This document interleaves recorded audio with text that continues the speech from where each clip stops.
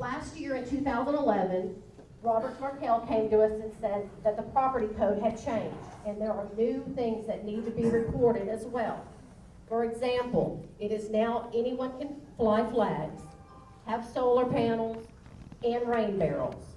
They said to us, if you do not put that policy into effect, you cannot tell someone they can't have it. So we wanted just to say where you can put it. We're not saying you can't have it because it's a law, but where you can put it. For example, we didn't want to have 400 flags in your front yard, rain barrels, or solar panels all the way up to the street. We allowed what we were told we had to allow, but we just had to have a policy. We were told if some of the issues weren't addressed, we could not enforce it. So the board was told by legal counsel what policies we needed to record, and that's what we did. We only recorded the policies that we were told by legal counsel to file.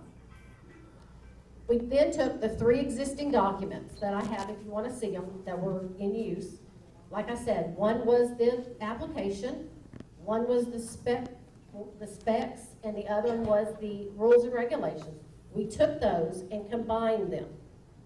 A lot of them had the same wording, but on 3 different documents. That it wasn't recorded in December in a timely manner. However, this is what happened. In December, we had to wait to record the guidelines because there was a change that needed to be made on. And when it came back from the attorney, there was a question. So we had to have that one redone. So when it was returned to us in February of 2012, we took it and we adopted it. We added that one, cut and pasted it to our existing document. That is the timing on that. And the allegation has been made that these are unapproved deed restrictions. Per our plot, until the construction plans and specifications and a plot plan showing them and approved by the ACC or its assignee herein after provided. As to use, compliance with these restrictions, quality of workmanship, not the actual issue. If you don't follow and get the item approved, state that these are deed restrictions. We are going, have been, and part of this board, we brought it to the community. We bring it to the community to show you what the deed restrictions actually state, any changes we were making in deed restrictions. That was simply, I'm sorry, the guidelines were simply a guide to keep everything being. When you get up there and say, Kathy, you can tell the voice is wearing out, so you have to go to the rest of it. Doing here? Shooting the video? Shooting the story? Okay. Well, I keep hearing about things being. Are you a homeowner? No, sir, I'm not. Okay. Legal does not equal desirable. Can I ask who invited you? Public building. Yes, sir? Yeah. No, you can't ask me. I can't ask. No, sir, you can't. Why promote them on us? These deed restrictions, I've been out here for 15 years and live in basic harmony, and I don't understand what's driving having all these new rules put upon us. Because if they were small consequence rules, that's one thing, but I mean, it could lead to a lien on our house and the foreclosure of our property. That's a big deal. So I don't know what's driving all this. And I know that if we get tagged with a deed restriction violation, or ACC, or whatever you want to call it, then we've got one of 2 choices. We either have to comply immediately, or we have to fight it. And if we fight it, we've got all these costs to be concerned with. We got to hire an attorney to fight this attorney, and if we lose, we not only have to pay our attorney, we have to pay his bills. Why cause conflict? The only person that gains from any of this is this attorney. Yeah. We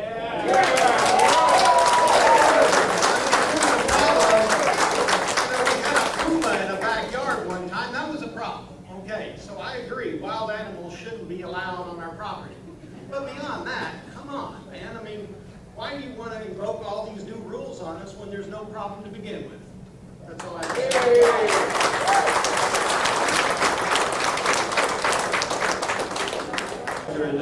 Expand on some of the things that Kathy has said, and hopefully everyone has an idea of the due diligence that went into these guidelines.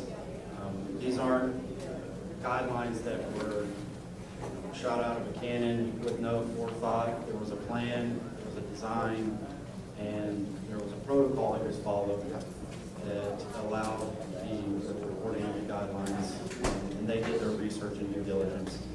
Now, if I could kind of touch on the legal climate, if you will, at that time, there were literally sweeping changes to the association's law at that time as a result of our most recent legislative session, the 82nd, and there was a plethora of issues to deal with, one of which were these guidelines. Possible for us to hear.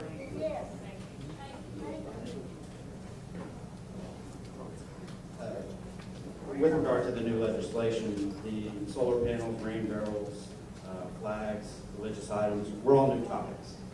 And the legislature, in my opinion, put those in place for the ownership.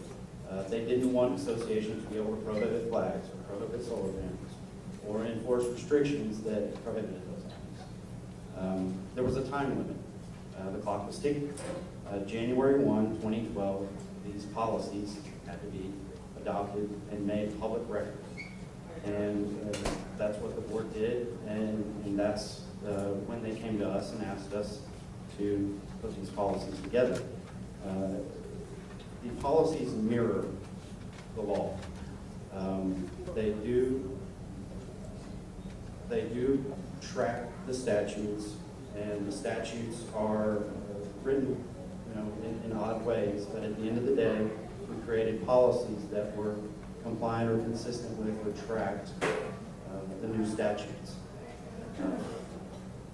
That's basically the legal climate at that time on those policies. And if I may, one more point. These guidelines are absolutely something that's within the discretion of the board. It's not subject to the owner's vote. It doesn't mean that your opinion doesn't count. It doesn't mean that you may want something different, but the board has to act in accordance with the new legislation. And in light of the sweeping changes, the guidelines were certainly appropriate. Now, we've obviously heard some contention or some opposition to that, and if it's so great, then it can always be reevaluated. There's nothing that says that these guidelines are going to be in existence forever. And if there's enough of a concern, then we'll hear you out. We are here to hear your opinions on these guidelines.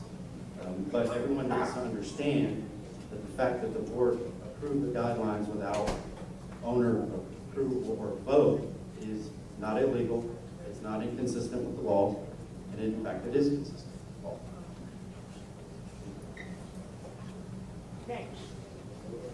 I just want to make a quick announcement. This is more a PSA than anything. I'm Jeff Shriggs, 2267 Stable Ridge Drive. I also handle the rentals for the next Columbus Hall. I just made up some ice cold lemonade back there, and I'm going to have some drinks out there. So, so if anybody needs a I'm from that. Remember when the lady drove her car into the lake and I introduced myself? That was a fun day. Mental health contact.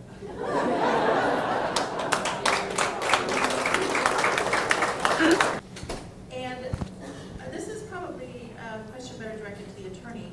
After having read various parts of section 202, it does not say that the board shall or will or must. It says they may. So this was a voluntary thing. The next item, in solar, I read the law, and I read what was reported. Item 6 that was reported, subject to item 7 below, if roof mounting is mounted in an area other than the back of the home. And if it's not mounted in the back of the home, then we have to prove that it will increase energy production by more than 10% above the area designated by an official association. So in other words, if the back of your house faces north, it's not going to do you one whit bit good to put solar panels on the back of your house. Okay? So this is over and above what was called for in the law. That is one of my points. And, again, maybe most will, should, could. Thank you.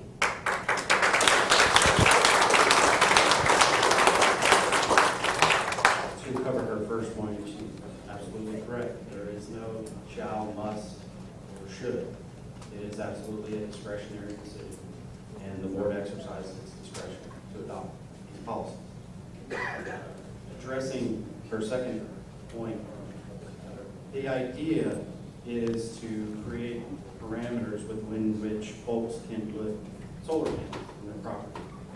I can give you a real world example that's maybe a worst case scenario for many of you, but there is an example I can give you is an owner has plans to fill his entire front yard up with solar panels. Absent a policy drafted like this, there's little that the association can do to stop it. Now, many of you may not mind living next door to someone that has a yard full of solar panels, but some of you might. And the goal was to be able to answer to the ownership that if someone did start installing solar panels in such a way that affected you as their neighbors, that the board could do something about it, that the board could exercise some process to put it under control. Now, if everyone doesn't mind that solar panels are in everyone's front yard, then, you know, that's the logical extreme that we could be dealing with here. And so I just want everyone to understand that the policies were put in place to create parameters for people, not to stop them from doing it, not to violate the law, not to go against the will of the people, but to be able to answer to the people when these improvements are project. How about quit? Is we haven't accomplished anything. We're still talking, you're giving all these reasons for stuff that the board is doing. Is sit around and flower this thing up. We're trying to help everybody so that everybody's happy with the situation. Number one, if I understand it right, the bylaws, the deed restrictions have not been changed. Is that correct? Without a bunch of stuff, have they been changed from the day that I came here? The deed restrictions have not been changed. Okay, I think that's pretty well cut and dry. If that's the case, all the stuff that you come up with, you and you and you, that sounds good, let's don't have any cars with car covers on them. There's nothing in the bylaw about that. There's a whole bunch of stuff that's not in the deed restrictions that y'all keep talking about. We're not interested in what you want. It sounds like Obama. We're going to do all this and you're not doing it. You're not going to do it for us. If it ain't in here, you ain't going to do it. So 67%, no one has ever come to me and said, we're going to vote on these bylaws and on these deed restrictions. You can't do it. We got an attorney here that can prove it. So you're going to talk the rest of the afternoon flowering this thing up. We're interested in one thing.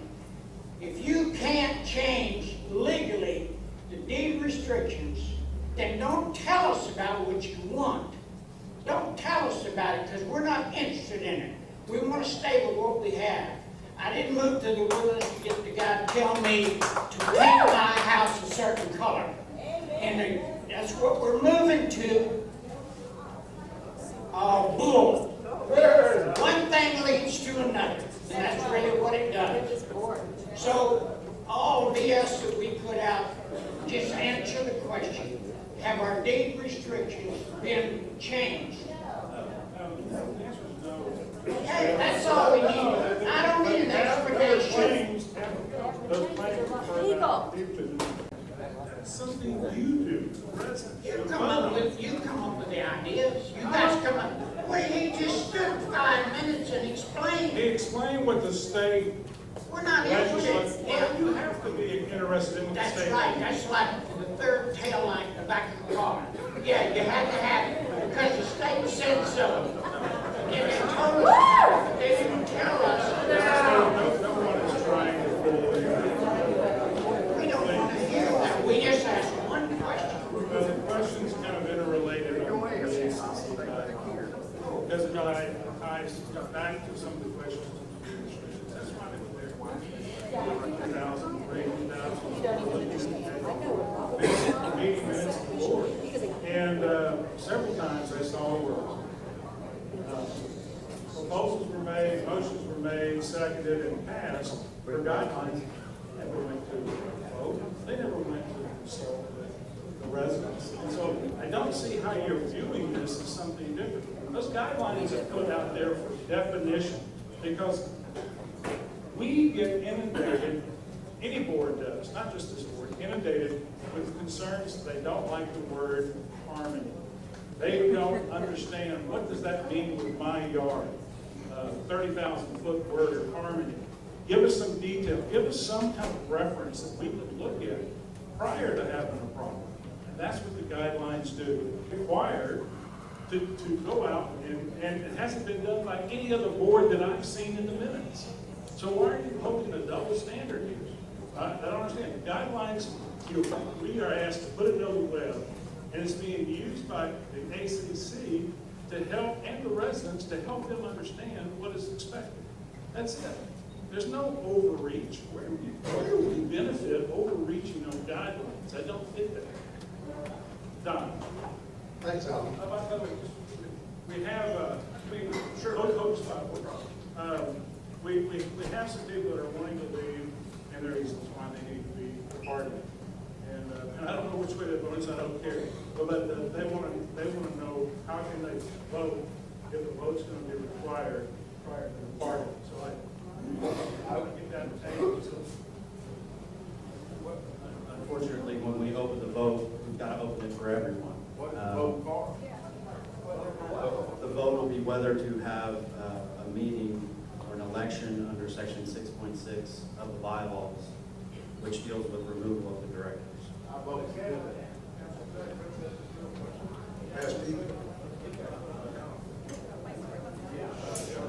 Now, we certainly don't want folks to leave if they want to vote, and perhaps we really need to move this along a bit and get to the vote so everyone that wants to vote can.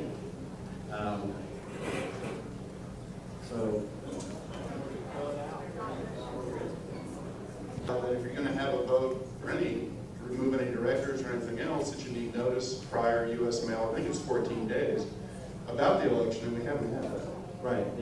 The election is not occurring here today. The vote is on whether or not to have an election at a future date. Assuming everyone votes against, then there will be no election under 6.6. Assuming the requisite number of members vote for, then you're absolutely correct. There's a separate set of notice requirements that must be put in place. But I think if you look at the notice, or excuse me, the requirements for removal, it just takes a petition of 25 residents, and then it says the board shall arrange for an election. I don't see anywhere in the bylaws or any of the dedicatory documents where you have to have a vote to see if you're going to have an election. I think it's mandatory that if the right amount of signatures come up on a petition, then it says the board shall arrange for an election. So for the record, our position today is that this would be divorced in ultraviers of the inquiry documents and the bylaws. So I don't think you can have an election today for removal, whether to remove somebody or to schedule an election for that. What's your name? I'm sorry, my name is Mike Griffin. I'm from Griffin and Kane in Conroe, Texas. I was with the district attorney's office here for 25 years, retired, went to private practice. And I've been retained by Mr. Peterson and some other folks to just kind of help out a little bit with that. So that's our to council then. And who are the other folks? That would be Mr. Peterson and Ms. Berger and yes, those really.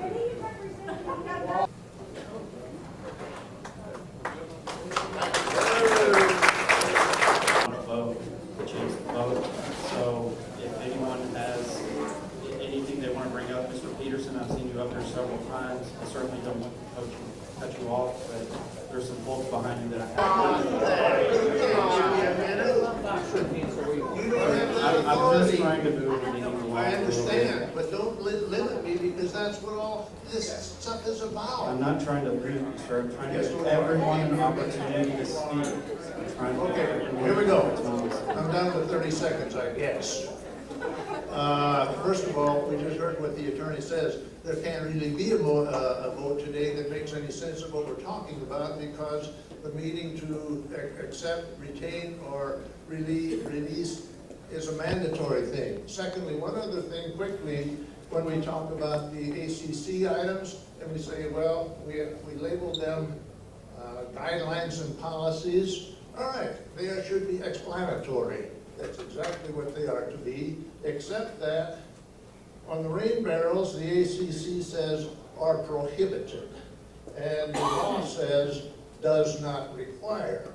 On the religious displays, the ACC says is prohibited. On the law, it says does not prohibit. Now, this is all on 202. On the solar devices, it says are prohibited. And the law says may include flags. The ACC says must not make noise under any condition. And the law says may adopt. So when the person explained this and said, well, you have to read it this way, and this is what happens, we come down to these are considered deed restriction violations. The very words on there. Rain barrels has that item. Solar devices has that item. Flags has that item. And rather than say, well, let's understand it this way, I asked the crowd, what does it mean when we say, in our minds, considered a deed restriction violation? What does that mean?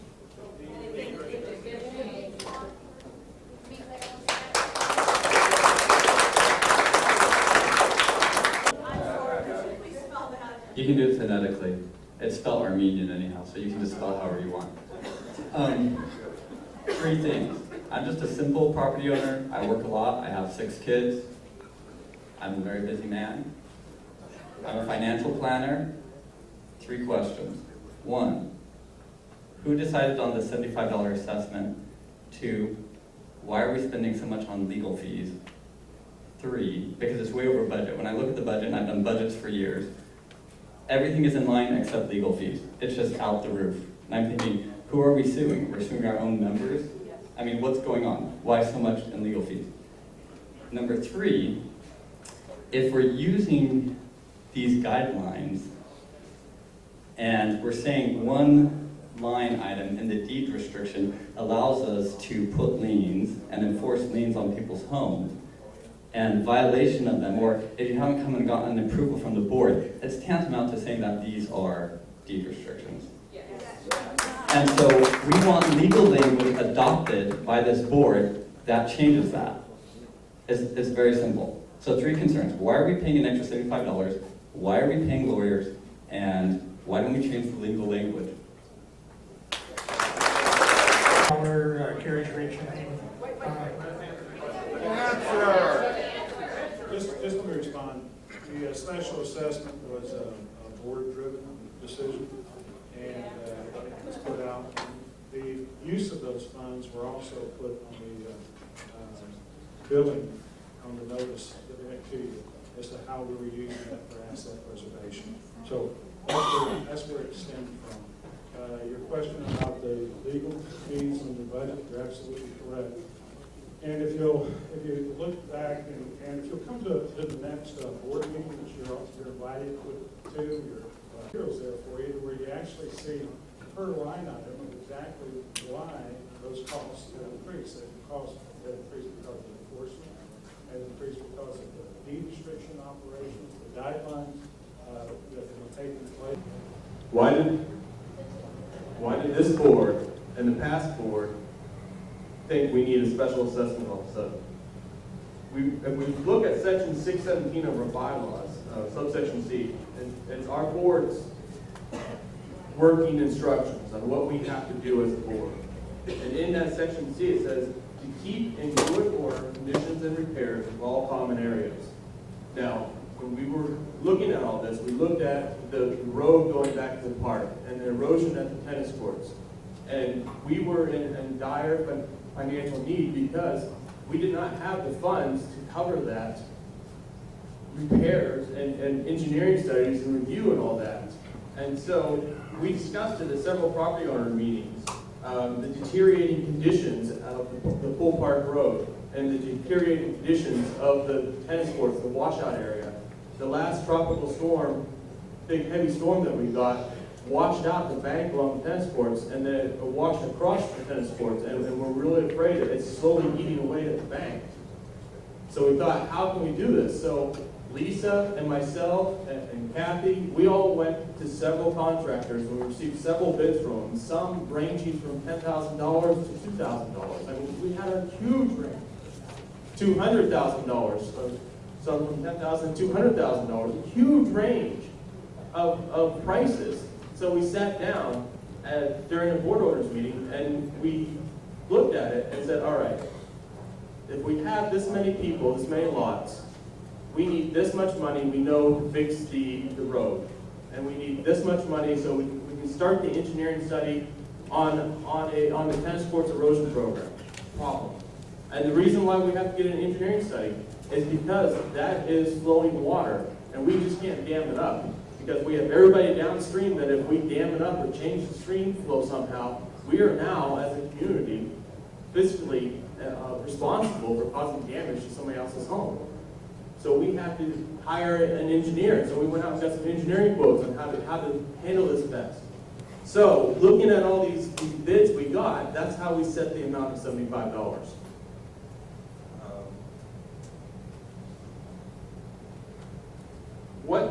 Then the question comes up, what power does the board have to do this?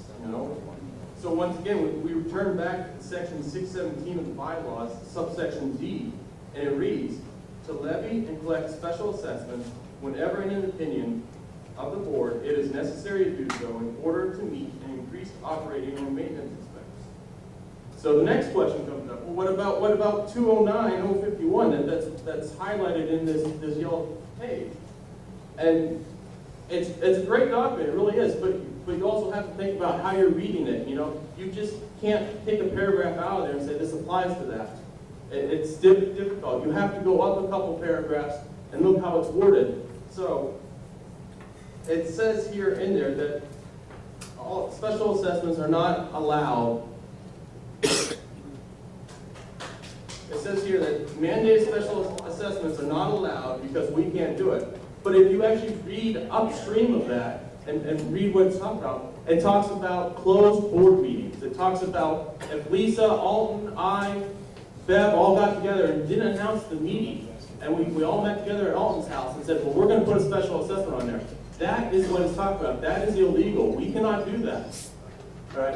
What we have to do is discuss about it at our board member meetings, where we take open meetings, where we take notes, and we write all our minutes of meeting and everything. That is where we're allowed to talk about it. And I think the lawyer will agree with me on this. You always have to read upstream and read the whole paragraph. So much stuff is taken out of context today, and it's caused so much trouble. I mean, look at the political atmosphere we're in now because everything's taken out of context. And that's what this ruling here, and Don has brought this up and said, well, you can't do this. I said, well, Don, at first I didn't know what he's talking about, so I had to go research 209 and figure out what he's talking about. And then after I researched it and read it a couple times, I'm like, oh, he's talking about it closed door meetings. Well, he's not understanding that.